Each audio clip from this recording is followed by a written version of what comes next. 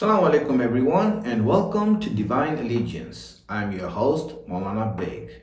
Today's topic, the Shahadat, Martyrdom of Bibi Fatima alayhi salam.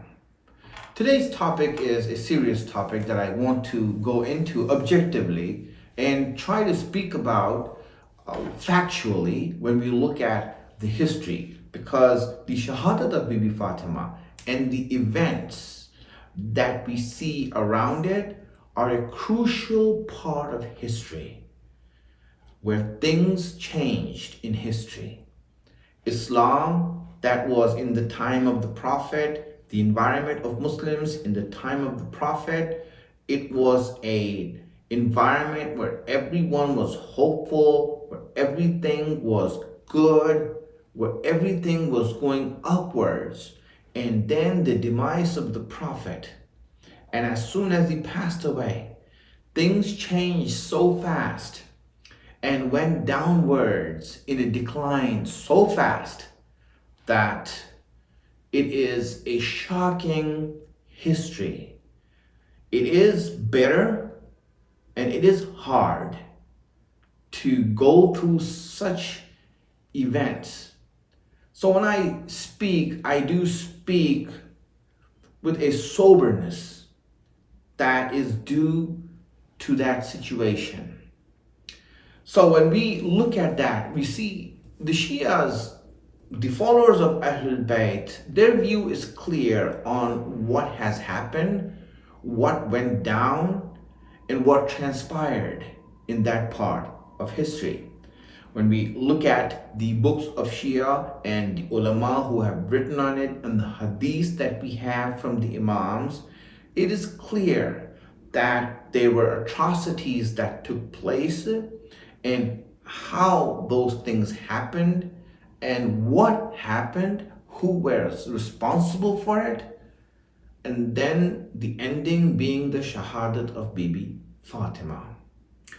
That is on one side.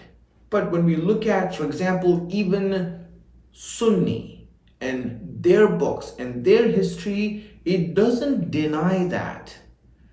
They don't mention many details, but they do mention that there were atrocities that took place. Let me go into some of these books from the early history of Islam to show what happened, how this has been mentioned in the books.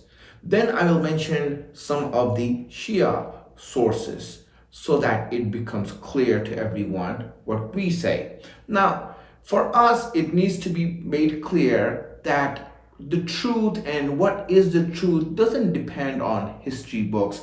It really depends on the words of the Imams and the hadiths of the imams, because they are the ones who exposed the enemies, they are the ones who laid out facts, and they are the ones who made the truth apparent. I will get into that later. But first, let's go into some history and see where these books have been written and how they have been written. The earliest history that was written regarding this incident and the incidents that happened before the Shahadat took place is by a person by the name of Abu Bakr ibn Abi Shayba. Abu Bakr ibn Abi Shayba, who lived in the time of Imam Qadim alayhi salam and Imam Ali alayhi salam. During that time he lived. He is the teacher, one of the teachers of Bukhari, the muhaddis and hadith writer who is known amongst the Sunnis as the best hadith writer that they have. This person, Abu Bakr ibn Abi Shayba, is the teacher of that person, and he wrote hadith before Bukhari did. And so in his book that is called Musannaf, he writes about this incident this way. He says that when Abu Bakr heard about Ali not giving bay'at and allegiance, and that the followers of Ali, the close companions of Ali, have gathered in his house to discuss the situation, he told Umar to go and see what you can do. So Omar, he came to the house of Fatima and he threatened them that they have to come out and that they should come out. And there they, it is said, he doesn't mention in detail as to what happened and all that, but he said that if they don't come out, then he is going to kill them. So there, that one. Then you go to, for example, the second reference. This person by the name of Biladhari, who also lived in the same time, around that time, in his book Ansabul Ashraf, adds to that and says that he actually spoke to Bibi Fatima, because when he came to the house and threatened them, Bibi Fatima spoke to him, and he spoke to her and said, she told him, "Are you going to burn my house down?" And to which he replied, he says that yes, this is going to help the religion that your father came for. Meaning, burning down your house is going to help Islam. That is, now you can understand from there, that is what's written in that book, which is an early book, and a known scholar has written that book. So let's go and give some more references. These are early references. I'm not even going to go into the later ones that are more expansive and more describing the event. This book, which is called Al-Imama was-Siyasa, is written by a person by the name of Ibn Qutayba, who lived a generation after these two. And he says that Umar came to the house of Fatima and he threatened them and said that we will burn down this house. And he says that someone asked him and said to him that the daughter of Rasulullah, Fatima, is in the house. Are you going to burn the house while she's in it? And to which Umar replied, it doesn't matter, so be it, let her burn also, in other words. This is something that he threatened, he made it clear that they said this. Now obviously the book doesn't go into detail as to what happened.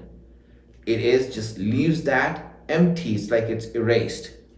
Then after that we see that he adds, the same author adds more to it in another chapter, and he says that Fatima cried out in a loud voice to the Prophet and said, "Ya Rasulullah, O Messenger of Allah, what are your followers doing to us? Look at the zulm and the wrong that they're doing to us." When she cried out like that, the author says that a lot of the people who came with Umar, their minds changed.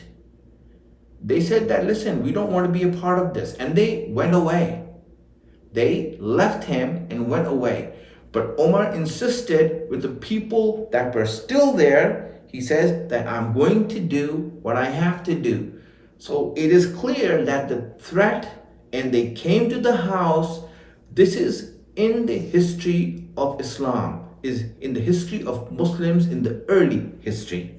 Now, as we go a little bit further in the history of Tabari, we see that Zubair, who was also a part in the house of Imam Ali, he said that when Umar came and threatened, Zubair came out with his sword drawn to fight Umar and those who came to the house of Fatima, to which he was overpowered. They took away his sword and they overwhelmed him. And so that's what he said. They assaulted him. They assaulted Zubair and they had him on the ground. So he couldn't do anything after that. So now you see, this is all these history books. Now again, these books are not going into the details as to what happened, because that would truly expose the wrong that was done. And they leave that because there's no way that they wanted to speak about it. Now, amongst the Sunnis, we see many of the Sunni scholars later on, in reading the books and reading history, have written down details as to what happened, including Ibn Abil Hadid. Ibn Abil Hadid, he is known for the sharh or explanation of Nahj al-Balagha that is regarded worldwide as the best explanation of Nahj al-Balagha that has been written. And he goes into detail as to what happened that coincides with the history that we have in our books. Now, our historians, for example, Shia historians, you see that this incident is described very much in detail in the history of Salim ibn Qais. He's a Shia historian who wrote, he's the earliest historian that we have. He wrote in his book regarding detail of how they entered the house and how Fatima was physically harmed, and how the son that she had, Mohsin, that she was carrying, she lost. And he goes into those details. Now, this is history. Now, we are unanimous. Shias are unanimous throughout history about what happened because the Imams are clear on that. That's why it's important for us to see what happened in history of Islam, and important things that have to deal with our faith. We have to see it through the eyes and the words of our Imams. And that's important, everyone, for us to know that. We don't just look at history books and decide there. We also look and see the truth of where the Imam stood and where we're going with that.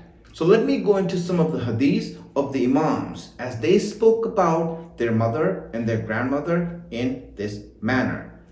When we see, for example, first from Imam Hassan Mushtaba alayhi salam, when we see him in a debate that he had with Muawiyah and his henchmen, as he was in that debate and that argument that was happening, there was a person in the audience by the name of Mughira ibn Sha'ba.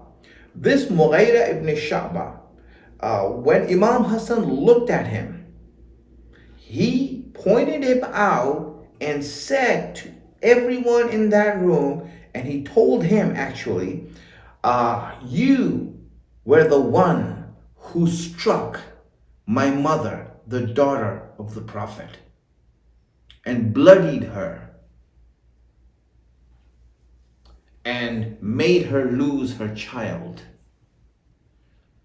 He speaks about this openly so that it can be known to everyone that Fatima's death was not some natural death that she had at the age of 18. That it was something that was devastating that happened to her. Physical harm, violence.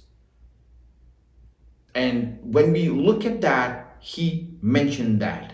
And then after that, we see Imams have mentioned it, but clearly Imam Sadiq alayhi salam was asked, how did Bibi Fatima die?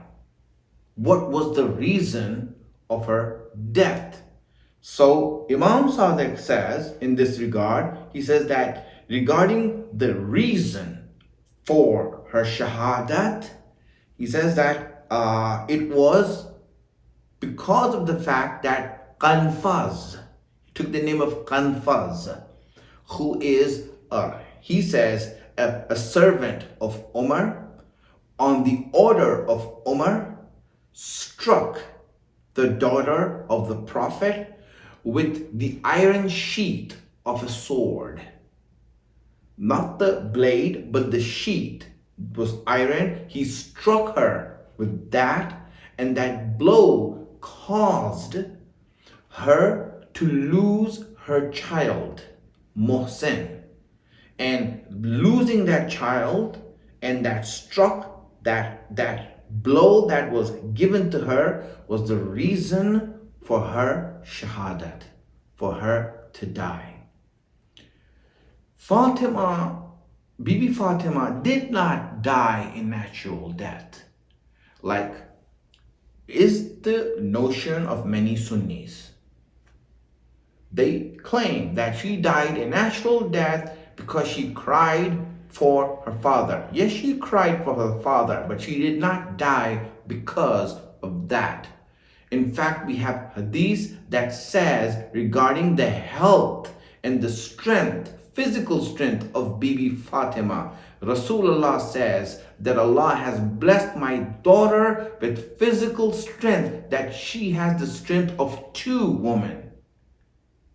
So physically, we have hadith that says that she is strong, that she is healthy, and she is 18 years old. 18 years old is when you are at the prime of your health. There is no sickness in anywhere in hadith that has been found, or history that has been found that she is going through, or illness, or disease. So there's no proof of that. So she is healthy, and crying for her father is not going to make her die. So this, as Imam Sadiq says, this violent blow and this attack on her, this assault on her that happened led to her death. Imam Musa Kadhim alayhi salam says in so many hadiths, not just one place, but there's so many books regarding this hadith. It has come so many places that inna Fatima Zahra Siddiqatun wa Shahida, that Fatima is both Siddiq and she is a martyr. She is surely martyred in the way of Allah. So Shahida is mentioned by Imam Musa Kadhim alayhi salam. For the Shias, since the beginning of our history as it happened, and the fact that her death and her martyrdom, shahadat, was so difficult, and in such difficult circumstances, it has been a sore point for all the Imams after that, and also the followers of the Imams. For them, she was martyred, and her grave missing and not visible and not known is itself the tragedy that we need to remind everyone of, is that if everything was all right and as she died a natural death, then where is her grave? Why did she give the will to hide her grave and not show it to anyone? What was the reason behind that? Because yes, many people, it was against their interest that they informed Fatima and what happened about her. In fact, these hadiths or these sayings are found in books of history as to what Abu Bakr had said. Abdurrahman ibn Auf went to Abu Bakr on his deathbed, and Abu Bakr was saying, I wish that I could take back 3 things. I wish I could take back 3 things. And he was crying for it. He knew, and he was crying, and he was in fear. He says, what are those 3 things that you want to take back? He says, I wish that I could take back what I did to Fatima. He said that, but it's too late. It's too late. And that is why it's important for us that the subject, sensitive it is, and it is sober, and it needs to be talked about in a sober way so that it can be made clear. For our children, it has to be made clear that how our mother has been killed and the atrocity that had been done to her. And that was the crucial point in our history that everything changed. And if Karbala happened, according to our hadith, it is because of what happened to Bibi Fatima's house first. The house of Ahlul Bayt was burned in Medina, was raided in Medina before it was burned and raided in Karbala. So with that, we should end that and pray to Allah subhanahu wa ta'ala that Allah opens the eyes of those who are blind so that they can see the truth, and that He keeps us firm on the path of Fatima and her children. وآخر الدعوانا أن الحمد لله رب العالمين.